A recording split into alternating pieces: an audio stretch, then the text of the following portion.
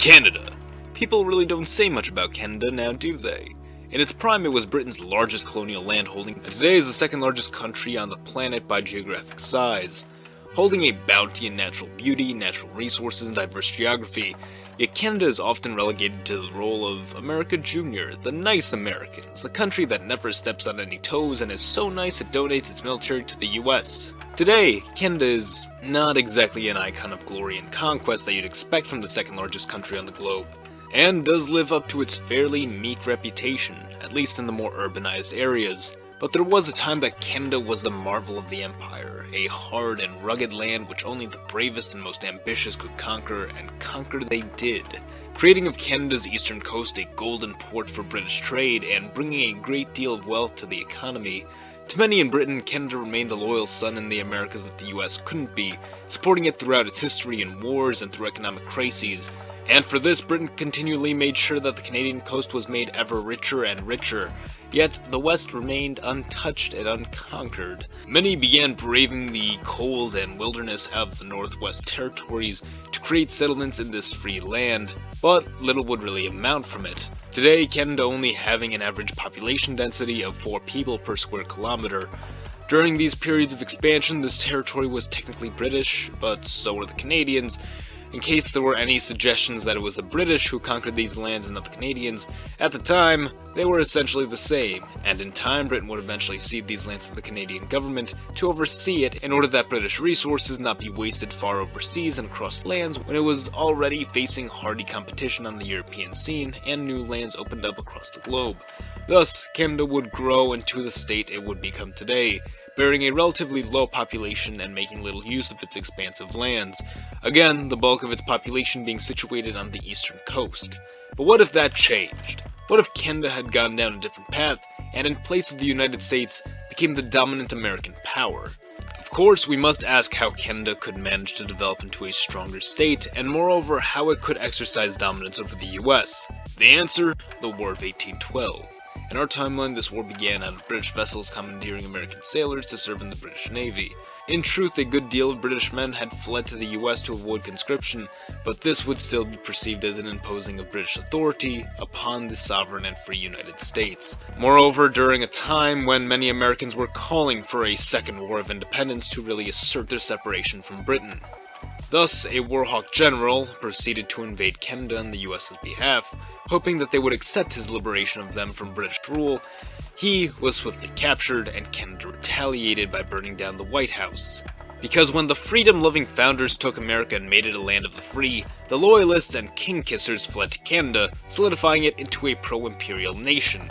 Britain, Canada, the US, and native tribes would all find themselves involved in this conflict, ultimately falling into a stalemate situation because Britain was preoccupied with the aftermath of the Napoleonic Wars, and the US was determined to assert independence from Britain at any cost. I've covered a scenario long ago about what may have happened had the US won the War of 1812, annexed Canada, and become a North American empire. Today we'll be reversing the roles. Canada continues to combat the US with British Navy support raining down heavy fire upon the American coasts, all the while it pushes deeper and deeper into American land. With no end in sight, President James Madison is forced to call for peace. Britain annexes the Louisiana Territory as a spoil of war. Canadian trade and commerce grow as the US has had in the post-war period of our timeline. However, in this timeline is confined to the east, the British Navy dominating the sea, and the Canadian-Indian alliance occupying the west. A period of increased poverty would befall the United States, with the Democratic-Republican Party falling out of popularity, leading anti-war Federalist candidate DeWitt Clinton, who had run against Madison prior, to steal the next election, which would have gone to Monroe. Clinton would redistribute state rights back to the federal government in the name of restabilizing the national economy and maintaining solidarity in the post-war period, one which would see the rise of numerous secessionist movements, as well as the rise of the authority of the banks and businesses in collaboration with the government. The US would need to, in this time, establish a better relationship with Britain if it hoped to thrive in this world, leading to a great deal of boot-kissing on Clinton's part, and a great deal more dissatisfaction with the non-federalist American population. Clinton would utilize improved connections with Britain to facilitate the establishment of more infrastructure to further develop Western American lands, in order to help stimulate the economy and make the Western lands it already held a more appealing alternative to those who demanded Louisiana be taken back. Canada, however, seeing a growth in economy, begins exercising further autonomy to best utilize its newfound wealth. developing the coast much to the joy of Britain, while expeditions are launched to develop settlements in unoccupied lands to the west in accordance with Britain's statute on indigenous lands. Ontario, Quebec, Nova Scotia, and New Brunswick remain major population centers, but would come to develop closer negotiations with the Sioux natives, because legally Canada couldn't impose upon native lands to create new settlements, but could support one tribe's claim to a region and retain an alliance with said tribe to allow free passage of the Canadians into those lands. With Canadian weapons, armor, and backing, the Lakota Sioux would drive the tribes of the Northeast from the land and sell the territory to the Hudson Bay Company for a hefty sum of animal skins. This land would allow Canadians access to the Louisiana Territory without imposing on tribal land, beginning a cooperative alliance between the Sioux and the Hudson Bay Company, where the latter would supply the former with gear necessary to dominate their rivals in exchange for free trade and travel into native land. The Sioux would annex the lands of the Pawnee, the Arapaho, Cheyenne, Crow, and Blackfoot tribes, establishing hard borders and forming the first formally independent, modernized Native American state. Back in the United States, the nation has become noticeably pro-British, much to the dismay of Anti-Federalist parties, but there would be one man most moved by this, so impassioned with anger that his boiling blood would not stand this anymore. General Andrew Jackson. A man who since his youth has held a hatred for the British, having had his face slashed by a British soldier, as well as having lost his brother and mother during the Revolution at the young age of 14. Jackson would establish the Democratic Party with the aim of restoring states' rights over federal rights, promote further American independence from the European powers, and the aim of reconquering the lost Louisiana Territory through either negotiation, purchase, or if necessary, total war. Jackson would live in one of America's most impoverished regions of the South, Tennessee. The two previous presidents had done well to restore order to the North, most notably the ports of Boston and New York, through increased trade with Britain, while attempting to distribute the wealth throughout the nation by creating more roads and infrastructure, but the further you got from the northern ports, the less wealth you would see.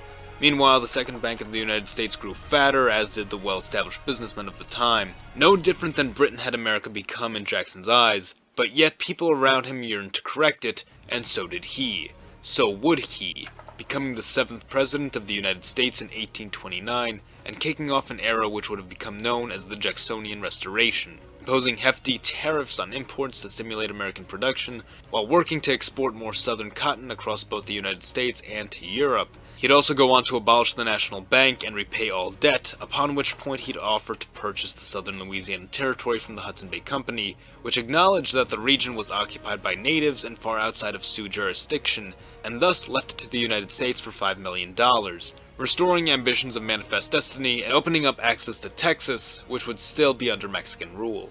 Canada develops further autonomy from Britain, formally annexing the lands of the Hudson Bay Company, inviting Sioux leaders to meet with the Prime Minister, and bring further legitimacy to their new nation-state.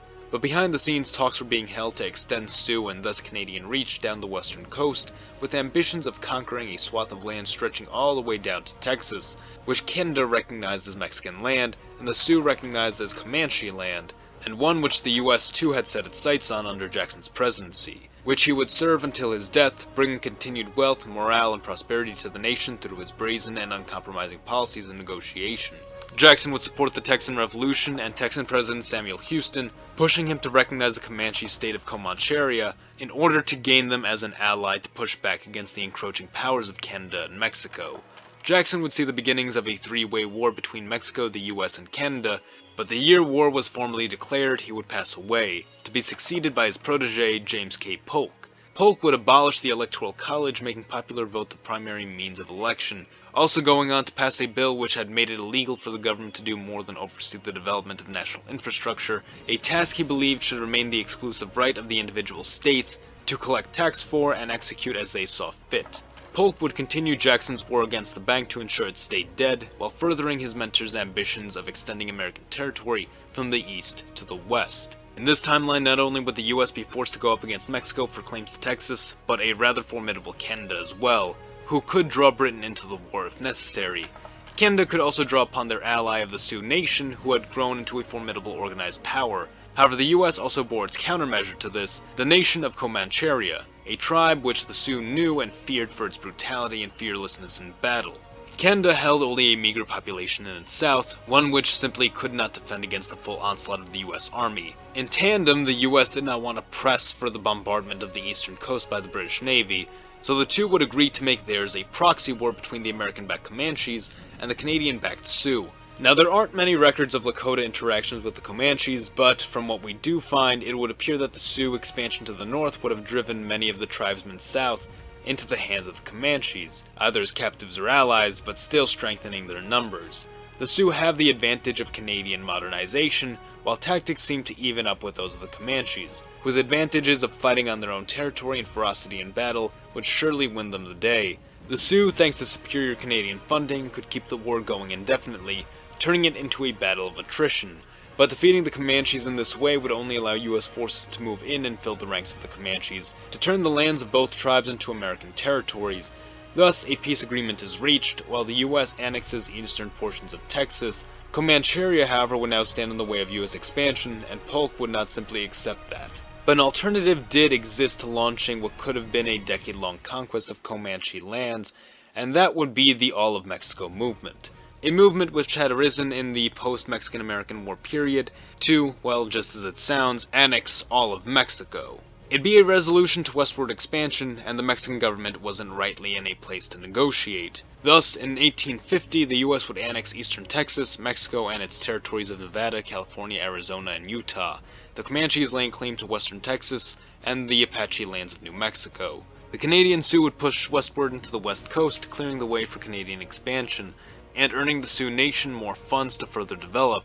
In 1855, Canada would purchase from Russia the territory of Alaska, seeking to one day open it up as a potential doorway to Siberia through use of boats and a railway, a venture that would see repeated failure until the technology was available to traverse these icy waters. By 1860, Canada had created a number of hub cities across its extensive lands, from Kansas to the Yukon, from Quebec to Alaska. The Hudson Bay Company, now the wealthiest company in all of North America, would offer to Denmark $50 million for Greenland. Denmark, having faced a severe beating that would have been the Second Schleswig War, would need to consider modernizing and improving itself locally, having lost one of its richest territories to Prussia and Austria, forcing it to shift gears and improve conditions in its poorer districts.